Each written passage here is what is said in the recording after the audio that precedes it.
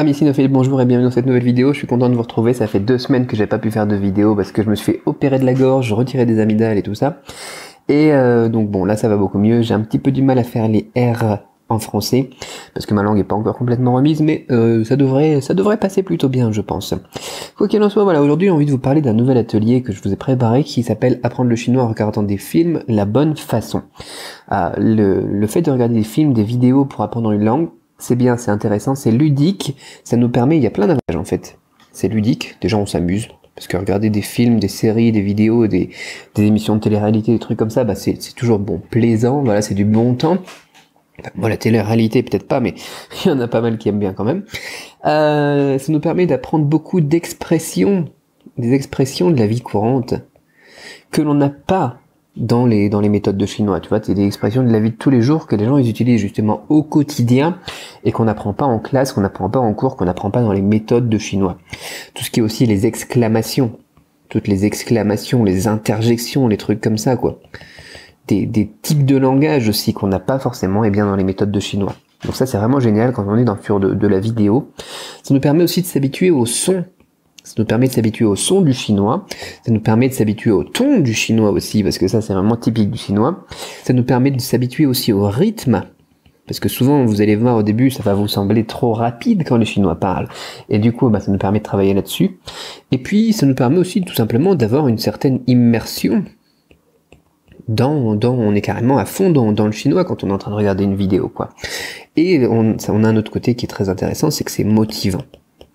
C'est motivant parce que c'est ludique tout simplement. Au final, on travaille, on apprend en s'amusant. Donc ça nous donne encore plus de motivation. On découvre de la culture aussi. On a la culture. Allez, un petit bonus. Culture. La culture en bonus. Et ça nous pousse après justement à poursuivre notre apprentissage parce qu'on découvre des nouvelles choses. Il y a des nouvelles choses qui attisent un petit peu notre curiosité. Il y a des... Voilà, c'est motivant, quoi. C'est motivant. Parfois, voilà, quand on arrive à un plateau, on arrive à un certain niveau, de chinois, on commence à perdre un petit peu la motivation. Passer sur un apprentissage basé sur de la vidéo, par exemple, pendant quelques mois, c'est très très très motivant parce que voilà, on s'amuse, on prend du plaisir et on progresse en même temps. Alors, bien évidemment, c'est pas quelque chose qui est pour tout le monde. Apprendre le chinois avec la vidéo, il faut avoir un minimum de niveau. Voilà, il faut par exemple avoir un niveau, être sur la voie du HSK 1, 2, 3, pour vraiment pouvoir en profiter. Même si vous avez, voilà, je dirais il faut avoir au moins 6 semaines de cours. Il faut avoir appris au moins 6 semaines de cours efficaces, bien évidemment, pour pouvoir apprendre le chinois avec la vidéo. Parce que si on comprend 0% de ce qu'on regarde, bien évidemment, ça va pas aller. Mais quand on est par exemple sur un niveau HSK1, qu'on peut atteindre entre 6 et 12 semaines à peu près, là, ça va, parce qu'on a du vocabulaire de base, on a toute une base justement, que l'on va pouvoir utiliser avec des contenus adaptés qui utilisent par exemple des choses, des situations de la vie de tous les jours, des situations courantes. Bien évidemment, on va pas forcément aller regarder un truc qui est orienté sur le légal, la macroéconomie, la thermonucléaire ou n'importe quoi. Ou des films parfois qui sont un peu complexes au niveau du vocabulaire. Bon, là ça va être un petit peu gênant, mais on va pouvoir justement sélectionner nos contenus en fonction de notre niveau. Donc il faut avoir un certain niveau. Un très bas, d'accord, vraiment être débutant intermédiaire, mais il faut un petit niveau déjà de vocabulaire pour pas comprendre 0%, quoi. Il faut au moins comprendre 10 à 50% d'un contenu pour pouvoir bien passer à de la vidéo et apprendre de manière efficace. Il faut être prêt aussi, c'est des conditions pour pouvoir bosser efficacement, il faut être prêt aussi à apprendre d'une manière qui est pas scolaire du tout, justement. D'accord? Il faut être un petit peu ouvert à d'autres façons d'apprendre. On va apprendre un petit peu comme les enfants, avec du contexte et de la répétition. Et ça va rentrer tout seul, même si c'est frustrant justement, on ne va pas avoir de manuel à côté, d'accord?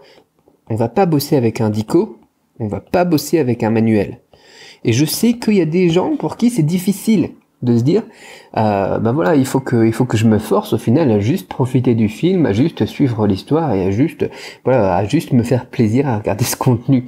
Donc voilà, bon, ça fonctionne très bien, mais il faut avoir une certaine ouverture d'esprit et avoir bien évidemment la bonne méthode pour que ça fonctionne. Donc je comprends. Après voilà, un truc qui est génial, c'est que justement ça fonctionne même très bien. Si on le fait bien évidemment, ça fonctionne. Et je comprends même pas pourquoi est-ce que c'est si peu utilisé ou parfois mal utilisé, quoi. Les problèmes qu'on a habituellement pour les gens qui prennent comment ça s'appelle, le chinois ou n'importe quelle langue, d'ailleurs avec la vidéo ça marche pour n'importe quelle langue, c'est que souvent, bah voilà, un film c'est long. Si on regarde un film, c'est long. D'accord? C'est épuisant, on a l'impression de rien comprendre du tout, où on commence à peine à comprendre et à comprendre un petit peu, à saisir l'intrigue, que le film il est fini, quoi. Donc il faut travailler sur ce problème-là, ça c'est un gros problème, d'accord? Donc on va travailler, notamment surtout quand on est débutant, intermédiaire, sur des contenus plus courts et avec un contexte qui est déjà préétabli. Ce qui nous évite justement de s'épuiser à essayer de comprendre juste l'intrigue. Et du coup, on ne pourra vraiment rien assimiler comme nouveau vocabulaire, nouvelle structure, etc.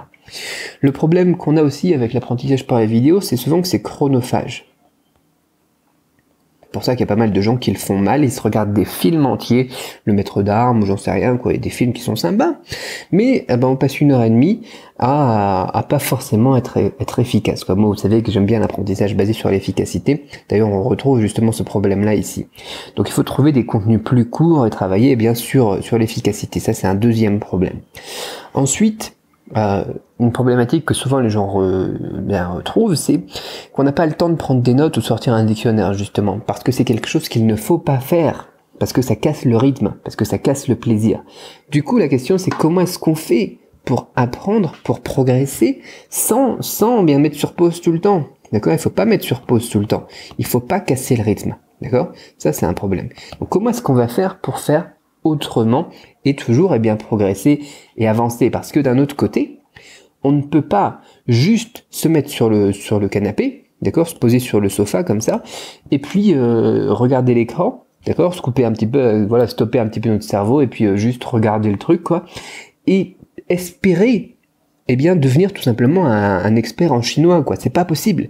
C'est pas possible. C'est même pas utile, de toute façon, de regarder quelque chose où on comprend que 10% de ce qui est en train de se passer. D'accord? Donc vraiment, il faut travailler, encore une fois, sur le contexte, ici, pour ne pas avoir, justement, seulement 10% de compréhension, quoi. On va travailler donc totalement autrement. Se poser comme ça, se poser sur un canapé et mettre un film en chinois, en VO, et puis juste regarder ça, ça va pas nous faire progresser énormément. D'accord? L'apprentissage passif, c'est ce que les gens veulent nous vendre, tu vois. Apprendre en regardant un film et sans rien faire, apprendre en dormant, c'est fascinant comme concept, c'est vraiment passionnant comme concept, et je suis sûr qu'il y a plein de gens qui se font des nouilles en or en vendant des concepts pareils. Mais c'est une arnaque. C'est une arnaque. On ne peut pas apprendre en étant totalement passif et en mettant n'importe quoi. D'accord? Donc, on sait pourtant que ça peut marcher. Encore une fois, je te dis, c'est comme on va reproduire ce qu'un enfant de 2 ans vit, quoi. Donc, où est-ce que ça cloche? Où est-ce qu'il est le problème? Pourquoi est-ce qu'il y a des gens qui regardent des films et ça marche pas? Comment est-ce qu'on va utiliser cet outil? Comment est-ce qu'on va utiliser ce média pour que ça soit efficace et que ça booste notre apprentissage, qu'on puisse passer à la vitesse supérieure plutôt que juste que ce soit un truc qui nous démotiverait au final ou qui nous laisserait au point mort. D'accord? Au bout d'un moment, on va avoir l'impression de perdre du temps, quoi. Donc forcément, si tu vas voir un film au cinéma en VO ou en VOSTF, en version originale sous-titrée français, ça marche pas dans 90% des cas. Pire, c'est même épuisant. C'est épuisant parce que ton cerveau, justement, il essaye de comprendre, mais il comprend rien et tu sors du film, t'es KO. Quand t'es en version originale, tu deviens fou, tout simplement. C'est de la torture, parce que tu comprends rien du tout. Tu comprends même pas l'intrigue, d'accord? Ton cerveau, il va voir un petit peu le contexte, et puis il va se dire, ok, cette personne-là, elle est gentille, cette personne-là, elle est méchante, mais au final, tu comprends rien, quoi. Et tu deviens fou, c'est de la torture. C'est de la torture de regarder un film en VO. Et si tu regardes un film en VO, ou en VSTF, ou VOSTF, je sais pas comment est-ce qu'on dit en français, si tu regardes un film en VOSTF, en version originale sous-titrée français, au final, ce que tu vas faire, ce que ton cerveau va faire par défaut, si tu connais pas la bonne méthode, c'est que tu vas te concentrer sur les sous-titres. D'accord? Tu vas juste être focus sur les sous-titres. Et le problème, c'est que les sous-titres en français, ça va pas forcément t'apprendre énormément de choses, d'accord? Et en plus, tu vas rater le film parce que tu seras concentré sur le bas de l'écran pendant toute la séance, quoi. Donc, comment faire pour que, ça soit efficace? Il va falloir choisir vraiment de manière très, très, très, très, très importante le type de contenu, déjà. Le type de contenu. Et les films, on en parlera dans l'atelier, mais les films, par exemple, c'est pas vraiment le meilleur type de contenu, d'accord? Il va falloir aussi travailler sur la façon de l'exploiter. Comment exploiter ces contenus? Comment exploiter ces contenus, d'accord? Parce que dans certains cas de figure, un film de 2 heures au cinéma, effectivement, ça peut être exploitable. Mais au quotidien, pour les débutants et pour les intermédiaires, ce n'est pas la bonne stratégie. Ça, c'est très important. Il faut utiliser une méthode précise, choisir des contenus donc soigneusement, les contenus doivent être soigneusement sélectionnés pour ne pas s'épuiser et avoir le contexte, tu vois, le type de contenu où on a déjà le contexte, où on connaît déjà éventuellement les protagonistes, les acteurs, les personnages de l'histoire, où on connaît déjà aussi le vocabulaire. Encore une fois, tout à l'heure, je te parlais du HSK 1, 2, 3. Ben forcément, on va pas aller chercher un film, un contenu avec du HSK 6 dedans. On va essayer de trouver quelque chose le plus proche de notre niveau. On va essayer de fixer le cadre avant de consulter le média, d'accord? Et trouver des médias pas trop longs pour que ça reste un plaisir. Au final, tout ce qu'on va faire ici, tout ce travail-là, ça va être pour un plaisir. Comment est-ce qu'on écrit plaisir? Plaisir.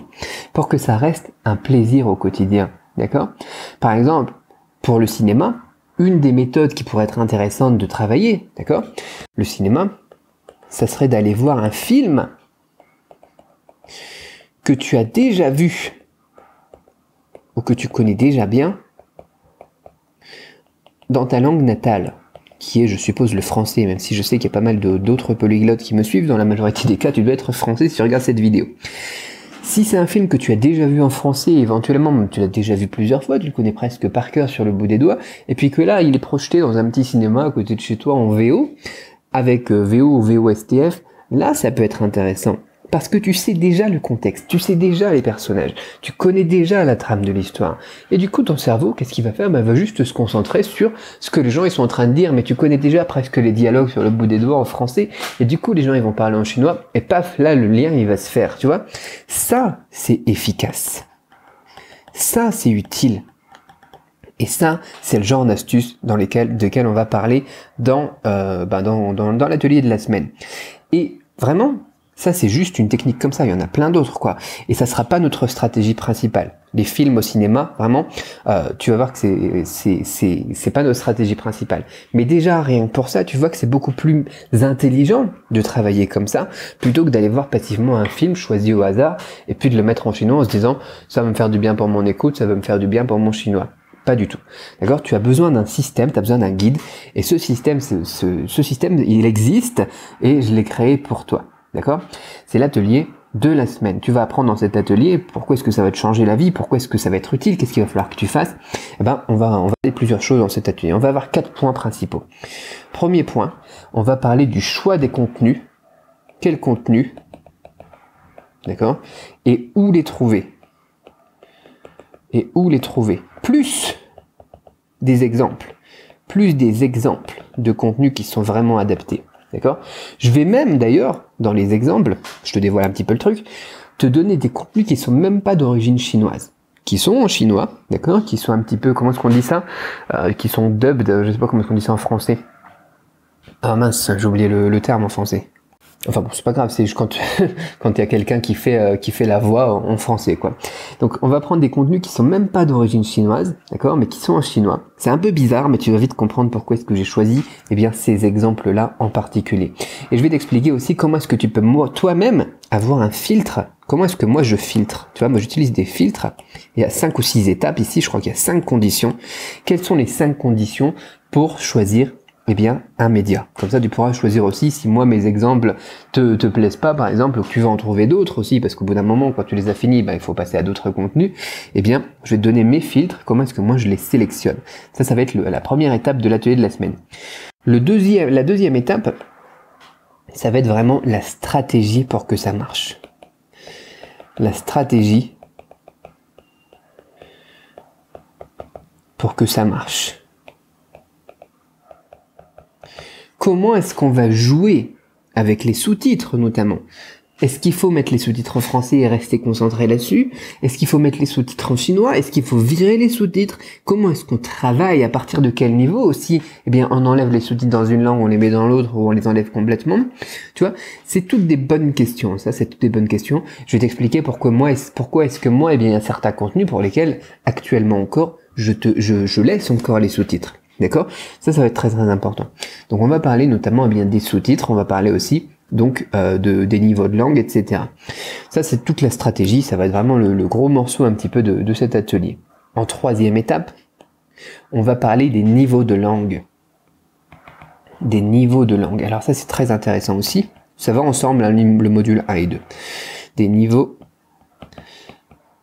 de langue. Par exemple, il y a des gens qui vont dire « Oh ouais, il faut regarder des dessins animés, c'est ce qu'il y a de mieux, les dessins animés. » Le problème, c'est que tu parles comme ce que tu entends en fait. C'est-à-dire que les enfants, tu les vois quand ils reproduisent, moi mes enfants, tu vois, j'en ai un de 4 ans, un de 9 ans, ils reproduisent les expressions de leurs parents, de moi, de mon épouse. Ma fille, elle prend l'accent parisien de sa prof à l'école, quoi. Donc si tu regardes par exemple des dessins animés et tu dis ah ouais, c'est ça qui va être le plus adapté, au final tu vas parler comme quelqu'un qui est dans les dessins animés. Moi j'ai fait ça pendant une période. Effectivement, ça a été utile, j'ai bien enrichi mon vocabulaire quand j'habitais à Shanghai en regardant des dessins animés. Le problème, c'est que je parlais comme un gamin. Tu vois, j'avais 20 ans, 19 ans, 21 ans, je sais plus quel âge j'avais, et je parlais comme un bébé. Tu vois, je parlais comme un enfant de 4 ans, 5 ans, 6 ans, avec des expressions un petit peu nulles, quoi. Ça, c'est pas forcément adapté, c'est pas forcément l'image que toi tu veux donner. Je sais pas si tu fais du business, je sais pas si tu fais des voyages, par exemple, je sais pas si par exemple, moi j'ai des personnes qui me suivent, qui sont dans le business, des personnes qui sont retraitées. J'ai pas énormément d'enfants, justement, qui regardent mes vidéos. D'accord? J'ai quelques adolescents, mais ils ont pas non plus envie de parler comme un bébé, quoi. Donc ça, c'est un gros souci. Et comment est-ce qu'on va pouvoir travailler là-dedans? Ça sera, eh bien, le troisième module. D'accord? On va voir comment est-ce qu'on va pouvoir utiliser ça pour compléter notre apprentissage et adapter notre niveau de langue à ce que l'on veut, et bien tout simplement faire. Moi, j'ai vu des gens qui apprenaient de l'espagnol ou du portugais et qui parlaient, voilà, avec des expressions comme à la télé-réalité, justement, qui regardaient, je sais plus si c'était portugais ou espagnol, je crois que c'était espagnol, la télé-réalité espagnole. Et du coup, ils parlaient un petit peu comme un neuneu, quoi. Enfin, tu les vois, les Français aussi à la télé-réalité en France, c'est pas des flèches, quoi. Et bien évidemment, c'est bien pour du vocabulaire quotidien, courant, des expressions un petit peu, voilà, entre amis. Mais, dans certaines situations de la vie de tous les jours, t'as envie d'avoir un niveau de langue qui est un petit peu plus supérieur, quand même. T'as envie de donner une meilleure impression de toi, quoi. Donc, voilà, c'est ça. Donc, ces niveaux de langue, ça va nous permettre aussi de travailler tout ce qui est humour aussi, de trouver aussi tout ce qui est blague, etc., jeu de mots, la répartie. Qu'est-ce qu'on a d'autre encore? Ça va nous donner aussi beaucoup d'éléments au niveau de la culture. Moi, il y a certains contenus que je consomme pour la culture. Mais je peux te dire qu'après, quand tu ressors des trucs comme ça, dans une discussion avec des Chinois, c'est juste énorme. Ça te donne des citations, quoi. Des citations. J'avais déjà parlé une fois aussi de tout ce qui est sketch. Les sketchs, ce qu'on appelle les shopping, dans la fête de printemps. T'as la fête de printemps, la célébration de la fête de printemps au niveau de la télévision en Chine, et tu dois avoir 800 millions de personnes qui regardent ça en même temps, quoi. Et du coup, tu apprends des choses là-dedans, et quand tu les ressors, ça c'est génial. Donc on va en parler aussi pour pouvoir travailler les différents niveaux de langue de ces contenus-là. Ensuite, quatrième module, c'est un quatrième module, parce que là on était vraiment très passif quand même si on va progresser énormément, avec notamment le module 2, j'explique comment ça marche, mais le quatrième module, j'avais envie d'aller un petit peu plus loin et de donner, voilà, plus que le passif, comment est-ce que tu peux étudier un film. Plutôt que de regarder un film, tu regardes pas un film, tu étudies un film ou un contenu vidéo, un média vidéo. Donc pas forcément les films, on va parler des séries, on va parler des sketchs, on va parler des infos, on va parler des dessins animés, etc. Je vais t'expliquer ce qui est le plus intéressant en fonction de tes besoins à toi. Je vais te montrer donc dans ce quatrième module comment est-ce que au final le média, le contenu ici qu'on va utiliser, qu'on va consommer, il peut se substituer à un professeur pour bosser des compétences essentielles, par exemple la prononciation. Comment est-ce que tu peux bosser ta prononciation à partir d'un film? Ça va te paraître bizarre parce qu'un film tu l'écoutes au final. Comment est-ce que tu peux bosser ta prononciation en regardant un film? Et donc je vais te montrer ça. Comment est-ce que tu peux donc bosser la prononciation? On va parler aussi donc attends, je retrouve mes notes parce que je sais plus là du coup ce que je t'ai mis, mais il y a 4 ou 5 exercices, il y en a 4. Comment est-ce que tu vas pouvoir travailler aussi faire des dictées en chinois? à partir justement de ces contenus-là, et donc ça va te donner la dictée, ensuite tu vas faire l'exercice, ensuite ça va te donner la correction, c'est juste marrant d'utiliser ça comme ça. Comment est-ce que tu vas pouvoir aussi donc enrichir ton vocabulaire? Parce que là j'ai bien dit qu'on n'était pas pour regarder des films avec un dictionnaire, mais on va pouvoir quand même utiliser le dictionnaire, mais pas pendant qu'on regarde le film, je t'expliquerai un petit peu comment est-ce qu'on va faire ça, pour enrichir ton vocabulaire. Et on va pas prendre tout le vocabulaire non plus. On va pas prendre toutes les phrases du film ou tout le script du film et tout traduire. Ça fonctionne pas. En parlant de traduction aussi, ça pourra te donner aussi des exercices de traduction, t'entraîner à traduire, par exemple du chinois vers le français, et ensuite tu peux avoir aussi la réponse pour comparer un petit peu ta traduction par rapport à la traduction, notamment donc dans les sous-titres. Je pense que tu peux voir un petit peu où est-ce que je t'amène ici. Et donc plein de petits outils comme ça qui te permettent d'améliorer ton chinois de manière totalement autonome. C'est quelque chose pour lequel normalement tu as besoin d'un prof pour tous ces exercices-là. Et tu vas pouvoir le faire. Voilà, c'est du bonus, c'est du bonus.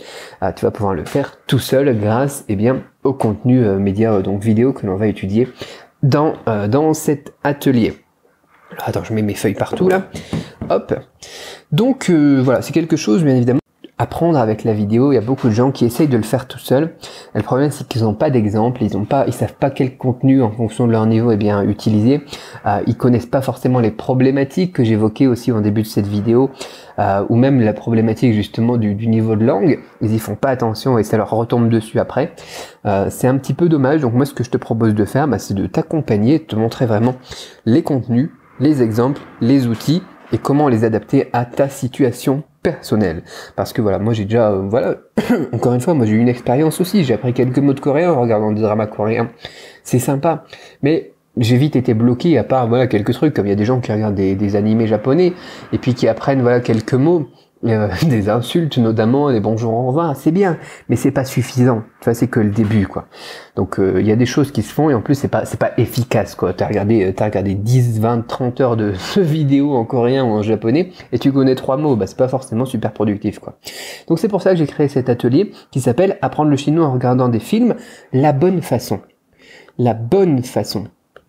Encore une fois, si tu le fais pas bien, tu peux pas juste t'asseoir sur ton canapé, allumer un film en chinois, le mettre en VO, et puis espérer que tu vas progresser, quoi. Donc il y a cet atelier, tu as un lien dans la description de cette vidéo. Si ça t'intéresse, c'est l'atelier de la semaine, qui est disponible pour l'instant à un tarif de lancement, parce que c'est le lancement, comme à chaque fois que je lance un atelier. Et ce tarif se terminera lundi prochain. Tu peux regarder si c'est encore disponible. Si tu vois cette vidéo plus tard, je sais pas si l'atelier sera encore disponible, tu regardes tout simplement l'offre qui t'est proposée dans la description de cette vidéo. Ça va te permettre dès aujourd'hui de sélectionner tes contenus. Tu vois, aujourd'hui, c'est ça qui est bien avec les ateliers, c'est que dès aujourd'hui tu vas avoir des résultats, quoi. Les ateliers ça dure à peu près 1 heure. Tu as des plans d'action, tu as des choses, des contenus à choisir, des choses qui sont adaptées à ta situation. Et dès aujourd'hui, tu peux sélectionner tes contenus à regarder. Tu peux regarder le premier de manière à ce que ça te soit utile et pertinent pour ton apprentissage à toi, quoi. Et puis bien évidemment, sur le long terme, ça va te permettre d'encaisser des structures, du vocabulaire, des idiomes, des expressions orales qui sont jamais enseignées et qui pourtant font part de toutes les discussions au quotidien pour les Chinois. Et plus que la langue, c'est aussi énormément de culture, quoi. Donc la vidéo, les contenus vidéo, c'est vraiment génial, c'est de l'or en barre. Il y a plein de gens qui ne peuvent pas partir en Chine, qui ne peuvent pas voyager comme moi. Tu vois, là je suis en Chine encore une fois. Donc je viens d'arriver, je suis arrivé il y a 3 jours, il y a 2 jours. Je suis arrivé le 20 avril. Je sais pas, on est le combien? On est le 24, je crois. Et je vais encore passer 2 semaines et demie ici. Tu vois. Il y a des gens qui peuvent pas aussi voyager tout le temps, et ça leur permet la vidéo de s'immerger, de se mettre à fond dans la culture chinoise, tout en restant à la maison, quoi. C'est génial, quoi. Donc plus que la langue, c'est vraiment aussi énormément de culture que ça va te permettre d'encaisser sur le long terme. Donc conditions pour que ça marche, encore une fois, je te le rappelle parce que je veux pas que non plus n'importe qui prenne cet atelier. Il faut avoir quelques bases de chinois. Pas énormément, mais quelques bases. Si tu connais même pas bonjour, au revoir, merci, quelques situations pour dire, pour se présenter en chinois, des choses comme ça. Bonjour, je m'appelle un tel, et puis je fais telle chose, j'aime telle activité. T'as pas le niveau. Je pense pas que t'aies le niveau, que ça sera super utile pour toi. Mais si t'as un petit peu de niveau de chinois, que t'es sur la route, par exemple, du HSK1, c'est bien. Tu peux te permettre de prendre cet atelier. Si t'as une connexion suffisamment rapide pour pouvoir streamer des vidéos sur Netflix, YouTube, Amazon Prime ou équivalent, tu vois. Enfin là, t'es en train de regarder cette vidéo, donc je suppose que c'est bon. Mais il faut avoir Internet, bien évidemment, à disposition pour regarder des vidéos. Donc tout simplement, à partir du moment où tu as ces deux conditions, tu remplis ces deux conditions, ben, n'importe quel étudiant peut tout simplement utiliser eh bien cette manière d'apprendre le chinois, d'enrichir son chinois en parallèle par exemple d'une méthode. Si tu es déjà en niveau intermédiaire, tu peux l'utiliser tout simplement tout seul, tu n'as même plus besoin de prendre une méthode pour augmenter ton niveau de chinois, pour le faire vraiment décoller, quoi, parce qu'il suffit tout simplement ben, d'avoir internet et d'appliquer la méthode. Encore une fois, tu as le lien dans la description pour l'atelier qui est disponible pour l'instant au tarif de lancement. Dans quelques jours, l'atelier sera disponible dans ton espace membre et ensuite, après quelques jours encore, lundi je pense, l'offre de lancement expirera et là tu regardes si c'est encore disponible. Parfois je retiens les ateliers et si c'est encore disponible, bah, tu regarderas à quel tarif il est à ce moment-là. Voilà, si c'est encore disponible. Sinon, s'il n'y a plus le lien, c'est que c'est plus disponible. Ensuite, bah voilà, je te laisse tout simplement voir. Hein. Moi, je sais pas pourquoi est-ce que tu apprends le chinois, comme je te disais tout à l'heure. Je sais pas si pour toi, voilà, tu es une personne qui est à la retraite, qui a juste envie bien de se faire plaisir. Là, c'est super adapté. De toute façon, c'est adapté pour tout le monde. C'est ça qui est bien avec les vidéos, quoi. Peut-être que voilà, tu as envie de bosser parce que tu fais du business avec la Chine, parce que tu es en licence de chinois en France et tu trouves que ça avance pas suffisamment vite ou des trucs comme ça. Je te laisse imaginer, voilà, l'impact que ça peut avoir d'enrichir ton vocabulaire, ta grammaire et de booster aussi ta connaissance de la culture chinoise de manière aussi sympathique que en consommant eh bien, des contenus vidéo. Franchement, c'est vraiment, pour moi, ça a été un outil qui a été décisif dans mon apprentissage du chinois. J'ai beaucoup bossé avec la radio pour mon apprentissage de l'anglais et avec la vidéo pour mon apprentissage du chinois. Et je peux te dire que la vidéo, c'est beaucoup plus puissant que juste l'audio, hein, parce que l'anglais, j'ai mis quoi? J'ai mis 5-7 ans pour vraiment carburer. Le chinois, j'ai mis 1 an et demi pour parler couramment, quoi. Donc la vidéo, ça m'a beaucoup aidé. Donc comment ça marche concrètement? Ben, encore une fois, tu as le lien dans la description de cette vidéo, tu cliques dessus, tu vas recevoir par email un identifiant. Si tu es inscrit pendant la période de lancement, eh bien tu vas avoir un espace membre qui sera vide les premiers jours. Jeudi, vendredi, eh bien tu auras tout simplement la formation qui va se débloquer dans ton espace membre. Ensuite, eh bien, ce sera 4 vidéos. Au total, j'essaie de garder les ateliers en dessous d'1 heure. J'espère que je vais tenir ici encore en dessous d'1 heure. La semaine dernière, il y a 2 semaines, juste avant de me faire opérer, j'avais dépassé un tout petit peu. Mais bon, je m'applique pour essayer vraiment de faire de l'efficace et du concret. Voilà, encore une fois, voilà, n'importe qui, n'importe quel apprenant en chinois peut utiliser cette méthode pour augmenter son niveau de chinois, parce qu'il suffit juste d'avoir internet, d'appliquer la méthode pas à pas, quoi. Donc le lien est dans la description. Ça marche vraiment pour tout le monde, les débutants et les experts, pas les grands débutants qui connaissent 0 mot, mais les débutants ça fonctionne, les intermédiaires ça fonctionne, les experts comme moi, tu vois, qui suis prof de chinois, qui fait passer le bac jury au baccalauréat pour l'Académie de Lille, etc. Prof de chinois dans une école internationale, enfin bon, voilà, j'ai une certaine expertise, même dans l'enseignement du chinois, pas que dans l'apprentissage, et j'utilise encore ça. D'accord, j'utilise encore ça, ce qu'on va évoquer dans le deuxième module. Pourquoi est-ce qu'il y a certains contenus où j'utilise encore les sous-titres? Quels sont ces contenus-là? Quelle utilité ils ont? Eh bien ça s'applique aussi pour tout le monde. Donc encore une fois, vraiment, c'est à part pour un natif, je vois pas pour qui est-ce que ça s'appliquerait pas. Donc débutant, intermédiaire et avancé, ça va vous aider. C'est qu'il y a beaucoup de gens, encore une fois, qui me disent j'ai pas beaucoup de temps pour apprendre une langue.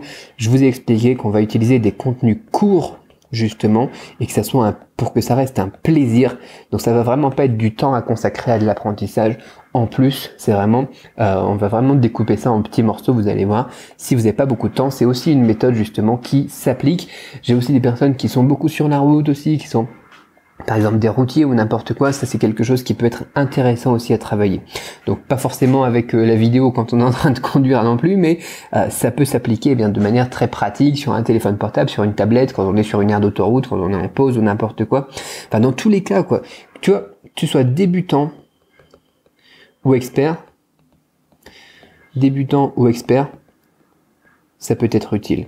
Que tu aies pas le temps, ça peut être utile aussi, et justement encore plus. Et peu importe l'âge aussi, que tu sois jeune ou moins jeune, que tu sois jeune ou moins jeune, eh bien là encore une fois, c'est un plaisir et c'est super efficace pour tout le monde. Enfin voilà, il y a vraiment, c'est vraiment le genre d'atelier. Tu vois, souvent je mets des conditions pour les ateliers, comme là tu l'as vu, il faut une connexion internet, il faut connaître un petit peu de vocabulaire. Là les conditions elles sont vraiment très limitées, c'est vraiment pour pas mal de gens, ça peut être très très profitable, et voilà, il y a vraiment, c'est pour tout le monde quoi, pour tout le monde qui a déjà quelques bases de chinois, encore une fois, et qui a une bonne connexion internet, d'accord? Donc pourquoi est-ce que l'offre de lancement est temporaire? Ça c'est une question qu'on me pose aussi souvent, tout simplement parce que moi j'ai ma communauté avec qui je communique par mail, sur la chaîne YouTube, sur les groupes Facebook, etc. Et c'est une manière pour moi de les remercier avec les offres de lancement, tout simplement. C'est valable, et bien tout simplement la première semaine. Alors là, je poste avec un jour de retard, donc c'est valable seulement pour 6 jours, mais c'est pareil, la logique est la même. Hier, j'étais un petit peu trop fatigué, je me remets toujours de l'opération, hein. Vous entendez aussi, j'ai la langue qui est trop grosse en fait, c'est un peu compliqué. Mais quoi qu'il en soit, voilà, c'est une offre temporaire. Pourquoi? Tout simplement parce que je sais que les personnes qui vont arriver là, c'est mes plus grands fans, et c'est ma manière aussi de les remercier. Donc si tu veux en profiter justement de cette offre qui est temporaire, eh bien tu as le lien dans la description. Si tu arrives avant le je sais pas combien, on est le 24 avril, on est mercredi 24 avril, donc lundi on sera le je sais pas combien d'ailleurs. On sera, si je le calcule vite fait de tête, on sera probablement le 29, donc le 29 au soir à 23h59 heure française, et bien cette offre expirera. Voilà, encore une fois, c'est vraiment quelque chose que moi j'ai utilisé beaucoup pour mon apprentissage. Bien évidemment, on peut pas faire comme je l'ai fait pour le coréen et le japonais quand j'étais plus jeune, quand j'étais encore au lycée, tu vois, où on apprend juste quelques mots, on regarde des dizaines d'heures de dessins animés ou de vidéos ou de dramas coréens, etc. Et à la fin on connaît 3 mots. C'est pas comme ça qu'on peut l'utiliser. Il faut vraiment se baser sur quelque chose d'efficace et de constructif. On veut pas que ça soit à la fois chronophage et improductif. On va se baser sur quelque chose d'efficace et d'utile. Donc le lien est dans la description encore une fois. Je te laisse là-dessus. On se retrouve très vite.